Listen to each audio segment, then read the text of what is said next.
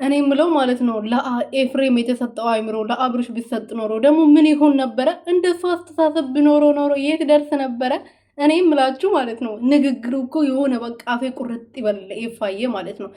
ይሄ ንግግር ፈጣሪ ያቀይረው። እንግዲህ እንዴት ልክ ስነግረው እንደነበረ አንተ ነህ ይሄ ሁሉ እያደረክ ያለው። እኔ እኮ ግርም የሚለኝ አብርሃም ምንድነው የሆነው እንዴ? ሰርቶ ከመቀየር መኪና ላይ መኪና ከመግዛት ጤነኛ ሆኖ እንደዚህ እየሰራ የስንቱ ሰው ጉሮሮ እየዘጋ በሱ ምክንያት ሰው እየሰራ እየተለወጠ ምንድነው ያጣው? በዚህ እድሜችን የመሰለች ሴት ሰጠው ፈጣሪ።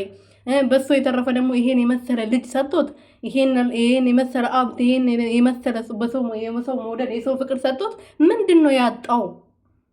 እኔ ጥያቄ ይፈጥርብኛል አንዳንዴ ማለት ነው። ይሁን አማሮ ሰው ተናግሮ የሚያወጣው ነገር አለ ምናምን ብሎ የሚያወራው ነገር እሱ የእሱ ሱስ እሱ ተናገረ እኮ ከሰው ሀገር ልውጣ አልክ ቀረክ። ግን አንተ እዚህ ጋር ስሜትን ከሴት ጋር ነው። ለምንድን ነው የሴት ልጅ ህይወት የምታበላሸው? አንተ እናት የለህም ወይ እህት የለህም ወይ ብሎ ነው ጠየቆ ይፋ ማለት ነው። ፈጣሪ ይባርክክ።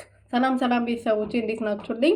እኔ ያለው እግዚአብሔር ይመስገን። በያላችሁበት ሰላማችሁ ብዙ ትርፍርፍ ይበልልኝ። ለዚህ ቤት ለዚህ ቻናል አዲስ የሆናችሁ ሰብስክራይብ፣ ሼር፣ ላይክ እያደረጋችሁ ቤተሰብ ሆኑልኝ።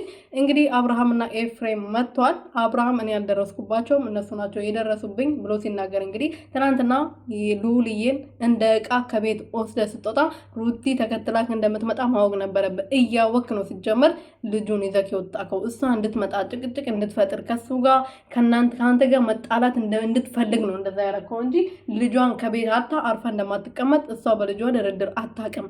ከአንተ በላይ በጣም ብዙ ዋጋ የከፈለችበት ብዙ የተሰደበችበት ብዙ የተዘቀዘቀችበት ልጇ ነው። እንደ ቀላል አይደለም ይሄን ልጅ ያገኘችው ብሎ ነበር የመለሰላት። እና ለአንተ የገባው ለሱም የልጅ ፍቅር ይግባው። ለልጅ ያለው ስሜት ልጅ ምን አይነት በረከት ጸጋ እንደሆነ እንግዲህ ለወንድምህ ይግባው ይፋዬ።